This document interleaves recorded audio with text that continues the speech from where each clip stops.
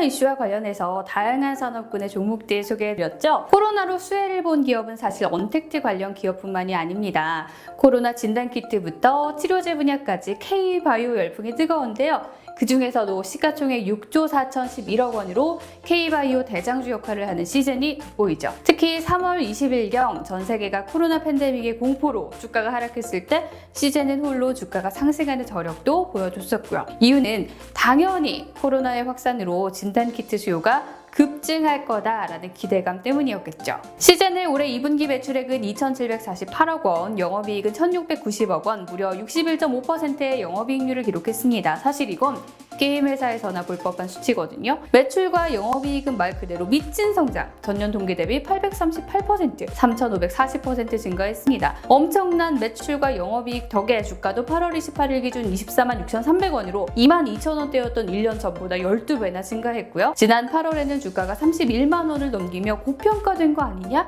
하는 우려의 목소리도 들렸죠. 현재 바이오 섹터의 PER은 99.78배, 고평가돼도 너무 고평가된 나머지 시즌의 PER이 35.91배인 것은 무난해 보일 정도인데요. 자, 그렇다 한들 시즌 뒤에는 코로나 수혜라는 이름표가 붙어있는 만큼 코로나 종식 이후까지 전망이 있을까? 지금 시즌에 투자해야 하는 게 맞는가? 이런 의문이 들 수밖에 없습니다.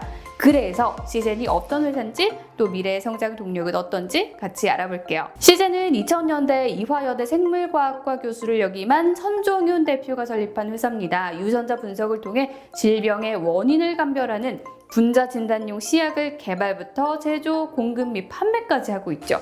자, 분자 진단이라는 용어 좀 생소하실 텐데요. TV에서 코로나 검사 장면을 보면 코나 입에 길쭉한 면봉을 문지르는 거 보셨죠? 자, 이렇게 환자로부터 채취한 검체에서 유전자를 추출하고 체외 진단용 유전자 시약을 투입해서 DNA의 원하는 부분을 복제, 증폭시키는 PCR 과정을 거치는데 기존에는 검체에서 하나의 질병의 원인만을 파악했다면 시제는 자체 개발한 원천 기술로 한 번의 검사로 동시에 다양한 질병의 원인을 분석할 수 있는 그런 기술을 보유하고 있습니다. 시제는 코로나 팬데믹 이전부터 성감염 여성 질환 그리고 호흡기성 질환에 집중을 해왔는데요. 2019년 매출액에서 각 질환이 차지하는 비율을 보면 호흡기성 질환은 25.1%, 성감염 여성 질환은 27.5%, 기타 시약은 18.7%입니다. 전 세계 코로나 팬데믹이 터지면서 호흡기 질환과 관련된 제품의 수요가 급상승했고 올해 2분기에는 2,009억 원의 매출을 기록하면서 전체 매출의 87%를 차지하게 이르렀습니다. 시즌이 매출을 특히 더 늘릴 수 있었던 이유는 바로 장비 때문인데요. 시약과 장비는 호환성이 높아서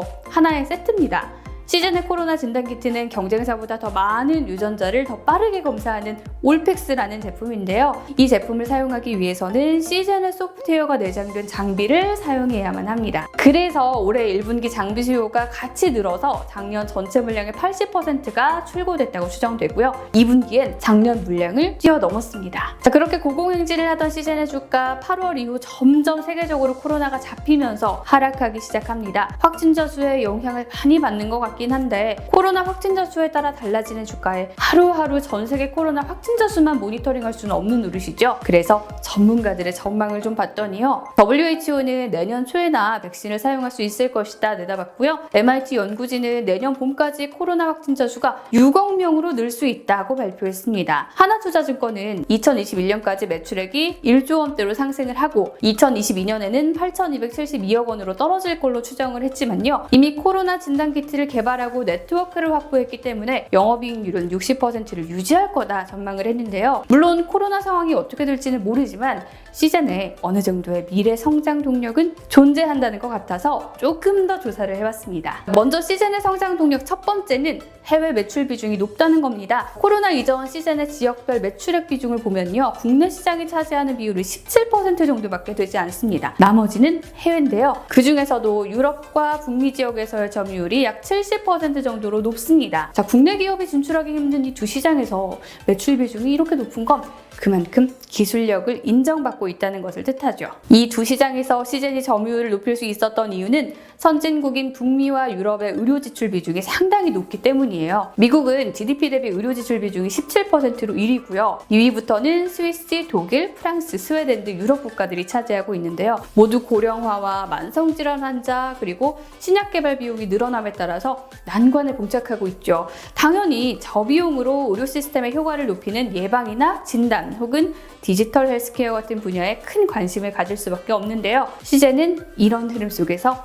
유럽에서 확보한 고객사를 바탕으로 인공지능 같은 새로운 기술을 도입하고 있습니다. 고객 맞춤형 시약 개발을 지원해서 시장을 더 넓히려는 것이죠. 여기에 분자진단 사업은요, 한번 사용하면 벗어나기 힘든 락인 효과가 높은 사업 모델을 가지고 있는데요. 분자진단 시약과 장비의 경우 제품이 표준화되어 있지 않아서 다른 브랜드와 호환이 되지 않습니다. 매년 매출액 비중을 봐도 시약과 장비는 7:3으로 비율이 일정한데요. 그래서 한번 제품을 사용하면 시약과 장비를 같이 구매해야 하고 전환 비용도 많이 들죠. 마치 복합키 팔고 토너랑 잉크도 파는 모델과 비슷하다고 봐야겠죠. 공급자로서는 고정비 부담이 감소하니까 영업이익률도 증가하고 지속해서 현금 흐름을 창출할 수 있는 장점이 있습니다. B2B 사업에서 초기 네트워크만 잘 다져도 확실히 확장하기 쉬운 그런 구조죠. 단순히 해외에서 병원이나 기관만을 통해 해외 네트워크를 구축해온 건 아닌데요. 이미 시장을 선점한 글로벌 기업과 ODM 그리고 기술 이전 계약을 체결한 점도 주목할 필요가 있습니다. 사실 ODM은요, 제조자 설계 생산이라서 생산자가 주문자의 설계도에 따라 생산만 하는 게 아니라 디자인과 설계도 같이 하는 걸 뜻하거든요. 브랜드만 다를 뿐이지 결국 기술력은 시즌 거죠.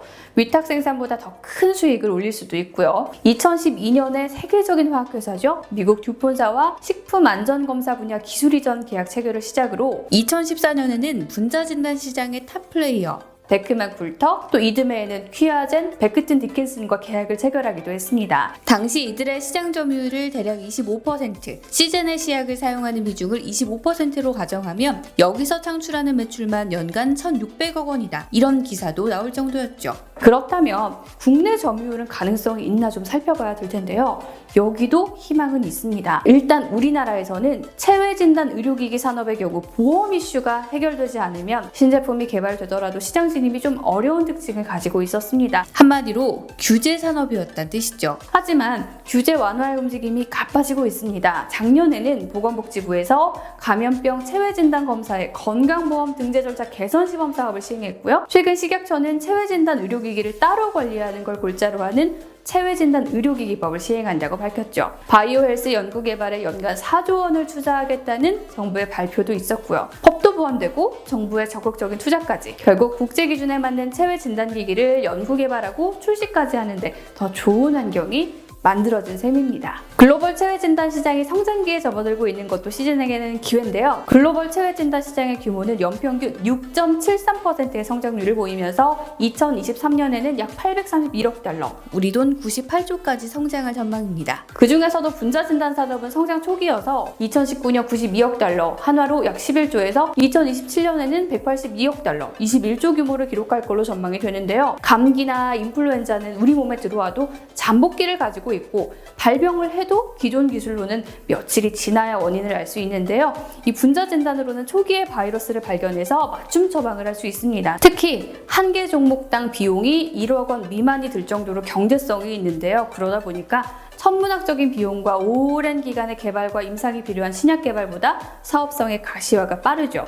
정확성과 신속성 때문에 주목받는 만큼 앞으로 성장 가능성도 분명 있다고 할 수 있겠죠. 리스크도 당연히 있습니다. 코로나 팬데믹으로 국가적으로 기술력을 인정받아서 인지도를 높였더라도 코로나 이후 글로벌 분자 진단 시장에서 시젠이 큰 파이를 빼앗아 올 수 있을지는 아직 미지수입니다. 유럽과 미국 중심의 글로벌 제약사들이 시장을 이미 꽉 잡고 있기 때문인데요. 이 체외 진단 시장에서 로슈는 19.6%, 에보트는 13%, 다나허는 10.2%를 차지하고 있습니다. 분자 진단 시장에서도 로슈가 25.2%, 홀로직이 14.4%, 퀴아젠이 11.6%를 차지하고 있는데요. 이런 높은 점유율에도 불구하고 글로벌 제약사들의 M&A에 따른 승자독식 움직임이 심상치 않습니다. 분자 진단이라는 것이 제약산업군의 일부분이고 또 성장하고 있는 시장이기 때문에 글로벌 제약사에게는 지금이 조금이라도 싸게 인수할 수 있는 적 바뀌죠. 2019년 전 세계 제약 바이오 산업의 M&A 거래 건수가 1,438건, 거래액이 3,396억 달러, 우리 돈 400조 규모인데요. 점점 거래 건수가 늘고 있는 걸 보니까 제약 바이오 시장도 결국 오래전부터 시장을 선점해온 기업들만의 놀이터가 되고 있지 않은가, 이런 생각도 듭니다. 실제로 시젠은 글로벌 제약사의 인수합병으로 간접적인 피해를 본 경험이 있는데요. 2014년부터 2017년까지 베크만 굴터, 퀴아젠, 베튼 디킨슨,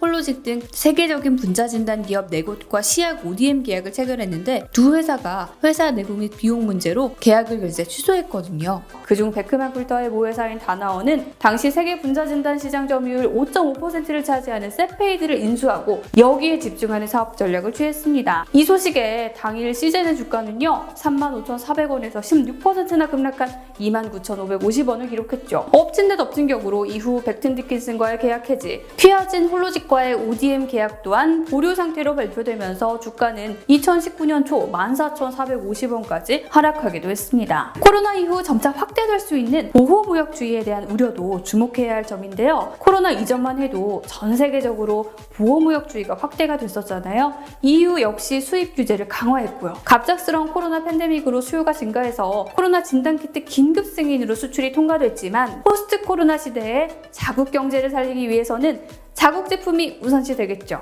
높아질 진입 장벽을 걱정하지 않을 수가 없습니다. 특히나 독일의 경우에는 미국 제품을 제치고 자국이나 또 유럽의 제품을 선호한다고 하는데요. 정부로서도 미래에 확정된 먹거리 산업인 만큼 자국 기업이 차지한 시장 점유율을 순순히 내주지 않을 것 같습니다. 코로나 이후에도 고객사들이 시젠을 다시 찾을지는 불투명하네요. 시젠의 철학은 분자 진단의 대중화라고 합니다. 인체 외에도 식품, 동식물 질병 검사를 포함한 분자 진단 영역을 아우르겠다는 거죠. 결국 시젠이 구축하고 있는 이 체외 진단 생태계는 바이오 영역 전반이라고 할 수 있습니다. 분자 진단 키트 산업은 원재료 비율이 타 제조업에 비해 낮아서 금리, 원재료 가격, 환율 같은 여러 변수들에서 오는 예상치 못한 손실의 가능성도 적다는 점을 고려하면 결국 네트워크만 잘 만들면 영업 레버리지 효과로 이익률도 높고 꾸준히 고부가 가치를 창출할 수 있다는 뜻이기도 할 텐데요. 결국 코로나 팬데믹 종식 이후 다가올 리스크 관리가 시젠이 지속해서 높은 성장률을 낼 수 있는 열쇠가 될 것 같습니다. 자, 코로나로 전 세계 사람들이 고통을 받고 있고 백신을 차지하기 위한 국가 간의 경쟁도 치열한 이 시점에서 시젠은 누구나 병을 미리 예방하고 치료받을 수 있는 그런 세상을 꿈꾸고 있습니다. 설립된 지 이제 20년이 된 시젠, 많은 리스크를 극복하고 세계적인 기업으로 이름을 알리고 있는 만큼 향후 행보도 정말 기대가 되는데요. 여러분은 시젠의 미래 어떻게 보시나요? 혹시 투자하고 계시다면 많은 조언 부탁드릴게요. 신재윤의 경제백과도 어려운 경제가 아닌 더 쉽고 재밌는 도움이 되는 경제 이야기로 더 많은 분들과 함께 할 수 있겠죠? 더 노력하겠습니다. 좋아요와 구독 많이 눌러주시고요. 저는 다음에 다시 인사드릴게요. 안녕.